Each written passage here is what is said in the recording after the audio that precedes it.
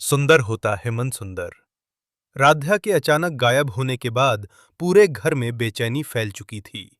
हर कोई उसे ढूंढने का नाटक कर रहा था, लेकिन असल में हर चेहरे के पीछे कोई न कोई राज छुपा था। तभी राध्या भेष बदलकर उसी घर में अपनी नानी के रूप में वापस आ चुकी थी, ताकि वो उस साजिश का पर्दाफाश कर सके जिसने उसकी जान लेने की कोशिश की थी।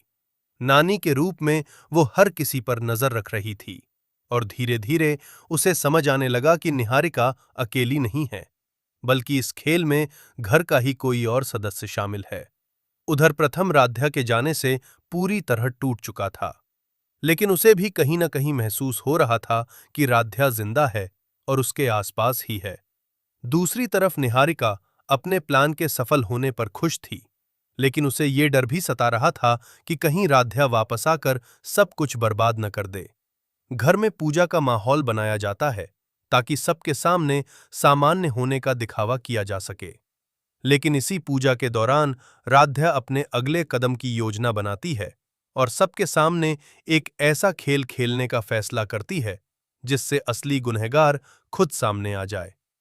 रात होते ही वो चुपके से घर के हर कोने में छानबीन करती है और उसे कुछ ऐसे सबूत मिलते हैं जो साफ बताते हैं कि इस साजिश में एकता भाभी का भी हाथ हो सकता है। लेकिन राध्या अभी पूरी तरह आश्वस्त नहीं होती। वो और गहराई से जांच करने का फैसला करती है। दूसरी ओर उर्मिला को नानी पर शक होने लगता है और वो हर समय उस पर नजर रखने लगती है। कई बार वो नानी का पीछा करती है, लेकिन हर बार राध्या अपनी चालाकी से बच निकलती है। एक दिन उर्मिला नानी के कमरे में झांकने की कोशिश करती है और लगभग सच्चाई के करीब पहुंच जाती है, लेकिन आखिरी वक्त पर राध्या अपनी पहचान छुपाने में सफल हो जाती है। इसी बीच प्रथम और निहारिका के बीच नजदीकियां बढ़ाने की कोशिश की जाती है ताकि राध्या की जगह निहारिका ले सके, लेकिन प्रथम का दिल अब भी राध्या के लिए ही धड़कता है। पूजा के दौरान जब नानी खुद प्रथम के साथ आरती करने की जिद करती है, तो निहारिका को शक होने लगता है कि कुछ तो गड़बड़ है। वहीं राध्या धीरे धीरे घर के हर सदस्य की परीक्षा लेने लगती है और सबके सामने ऐसे सवाल रखती है जिससे हर किसी की असलियत सामने आने लगती है। एक दिन उसे एक रिकॉर्डिंग मिलती है जिसमें निहारिका किसी अनजान व्यक्ति से बात कर रही होती है और उसी से उसे पता चलता है कि इस साजिश के पीछे असली मास्टरमाइंड कोई और है। राध्या उस आवाज को पहचानने की कोशिश करती है और उसे एहसास होता है कि वो आवाज घर के किसी बेहद करीबी की है। वो और सतर्क हो जाती है और सबूत इकट्ठा करने लगती है।